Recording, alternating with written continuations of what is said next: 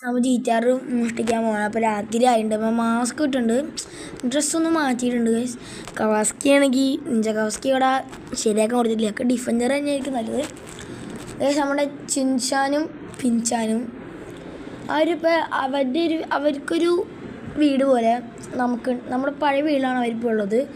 അതെന്തോ കുറച്ച് കാര്യങ്ങളൊക്കെ ചെയ്യാനുണ്ടെന്ന് പറഞ്ഞിട്ടാണ് അവിടെ നിൽക്കുന്നത്. അപ്പോൾ അവർ നാളെ നമുക്ക് അവർ കൂട്ടിക്കൊണ്ടുവരാൻ പോകണം ഇങ്ങോട്ടേക്ക്. ഇപ്പോൾ ആ വീട് നമുക്ക് ഇടുന്നതായിരിക്കും. നമുക്ക് ഇവിടെ വണ്ടി പാർക്ക് ചെയ്യാം.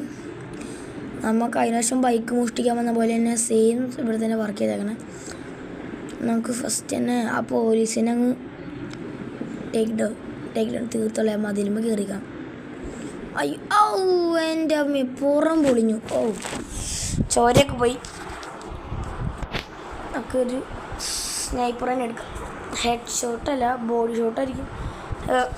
സ്നൈപ്പിലധികം വശമില്ല. ഈ നല്ല ടൈം പിടിക്കുന്നുണ്ട് കണ്ടോ.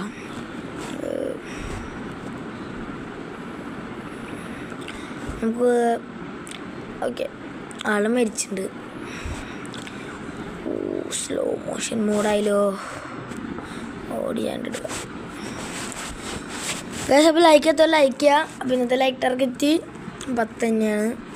നമ്മൾക്ക് ഇനി 10 സബ്സ്ക്രൈബേഴ്സ് കൂടി ഉണ്ടെങ്കിൽ 100 സബ്സ്ക്രൈബേഴ്സ് ആവും.